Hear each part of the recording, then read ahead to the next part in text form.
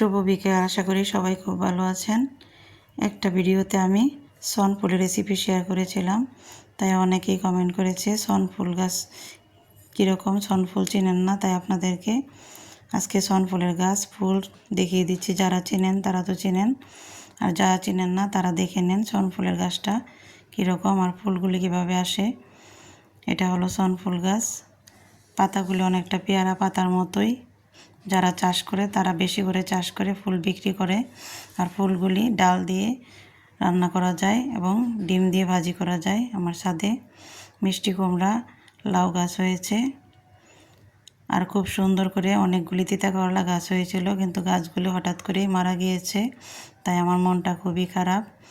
একটা তিতা করলা গাছ এখনও আছে। গত বছর আমি অনেক তিতা করলা খেয়েছিলাম, ছাদ বাগান থেকে আপনাদের সাথে শেয়ার করেছিলাম। এই বছর আর সেরকম হবে না। একটা গাছে আছে, জানি না কেমন হয়। এই গাছগুলি বর্ষাকালে খুবই সুন্দর হয়, কিন্তু এখন পাতাগুলি শুকনো হয়ে গিয়েছে।